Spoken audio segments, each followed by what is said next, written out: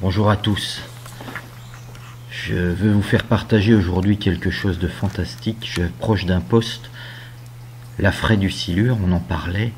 Ça y est, elle est là, elle est bien là, elle est en face de moi. Et je vais vous la faire partager. C'est quelque chose de... C'est une émotion extraordinaire de prendre un gros poisson, mais c'est une émotion aussi extraordinaire de vivre ces moments-là. C'est différent, mais c'est tellement beau. La fraie commence généralement quand les eaux atteignent un minimum de 18 degrés, ne descend pas en dessous de 18 degrés la nuit, dans des eaux entre 18 et 20 degrés, voire un peu plus. Et l'acte lui-même se déclenche à partir du moment généralement où il y a une baisse de pression barométrique. Ça correspond exactement à la situation actuelle. L'an passé, ça a commencé le 28 mai. Aujourd'hui, là, nous sommes le 3 juin. Quelques jours de différence, mais exactement le même poste, exactement la même frayère. La femelle va pondre en moyenne 30 000 œufs par kilo de poids. Les œufs sont surveillés par le mâle durant toute la durée d'incubation, qui est normalement de 140 degrés jour, 7 jours à 20 degrés. Regardez ici la compétition sur les frayères. Vous voyez le petit silure, hop, il est parti. Il était juste à côté. Hier soir, il n'y avait que le petit silure, il n'y avait pas le très très gros. Et on ne savait pas s'il allait venir. Mais il est en train de s'imposer, il est en train de prendre son poste. J'espère que ça rendra bien à la vidéo, mais regardez cette masse, ce gros silure, il est très long. Superbe.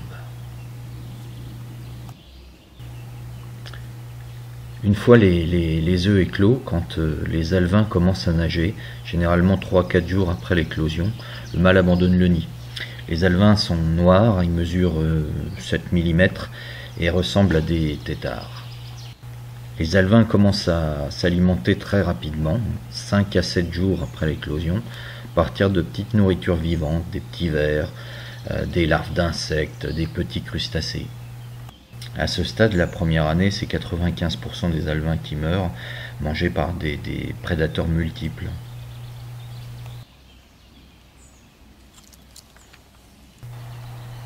Non, regardez, il y a un deuxième très gros silure à côté. On voit les deux queues ici, là, mais c'est compliqué. Je vais essayer de bouger. Voilà, on les voit un peu mieux derrière les feuilles, regardez. Ils sont côte à côte. C'est magique.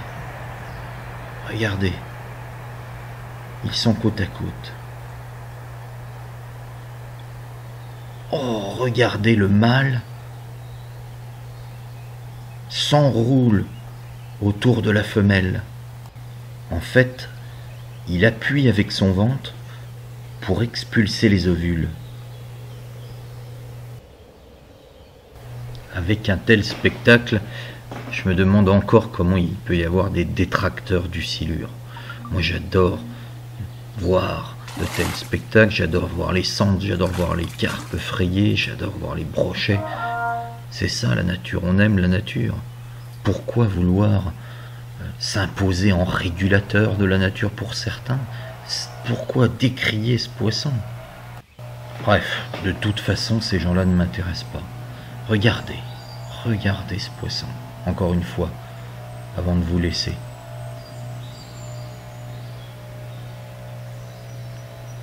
Les images s'imposent par elles-mêmes, c'est beau.